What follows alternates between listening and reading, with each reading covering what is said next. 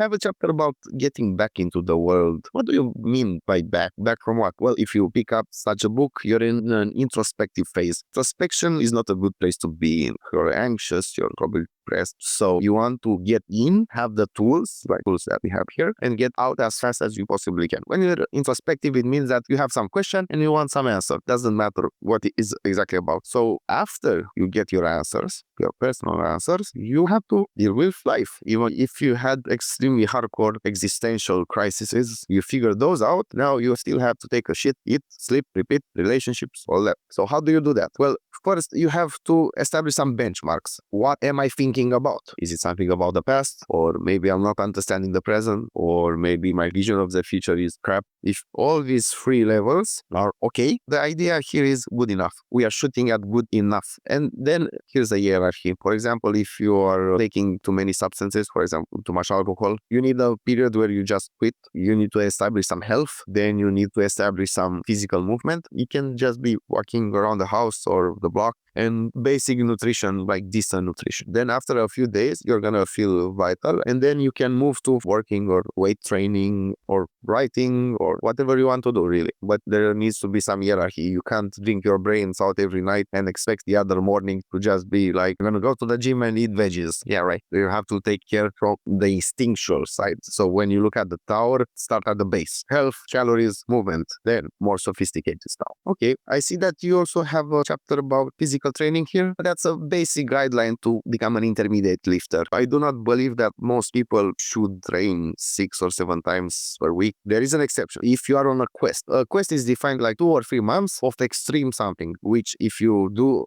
3 months of extreme training, so very heavy loads, a lot of frequency, then that will have some chronic effects on your life. In ancient cultures, there were some rites for young people to do, some challenges, because they have chronic effects. So if you're gonna quest, it might be 3, 6, 9, 12 months, but if it's 6 months, it's 3 by 3 blocks. So 3 months, then you crash, 3 months, then you crash. So that's the exception. But otherwise, 2 times per week for muscle training, that's all that you really need to look massively above average and not to fry your brain, because you have to understand, especially with heavy lifting, that it's not only a problem of I'm tired physically, it fries your CNS, central nervous system. So you can't go and do a super heavy deadlift training in the morning and then go programming. Nah, doesn't work. I was a meathead, so again, I was at the University of Sports and Performance for wanting to be a personal trainer, so I know the meathead mentality. And the stereotype of the meathead being a little bit dumb is a stereotype, so obviously not true every time, but it has something to it. Super hardcore training really dumbs down your nervous system a little bit, which it has this cognitive downside, but it lowers your anxiety. So there is that. The last chapter is more of a compilation of ideas that I found useful. The other chapters were in order. You're understanding the hierarchy of the meaning of life. You're resolving your trauma. Now you're looking at the world through the lens of the map. Now you're getting back into the world. So there's a journey. Now this is more of a compilation. I want to tell you how creativity works. So creativity, again, the fifth element, the soft mind, creative mind, it's a sort of a black box. So for example, if you look back in history, there is no crocodile god in northern Russia. There is no bear god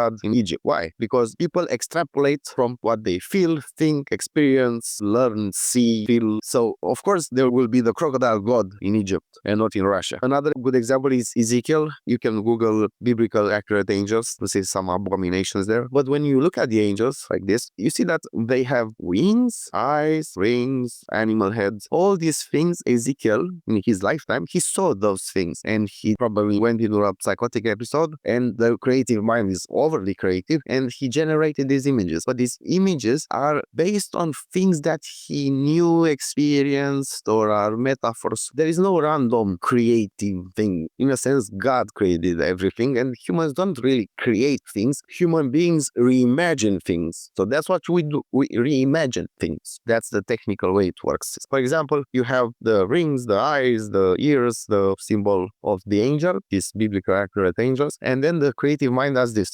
It mangles things.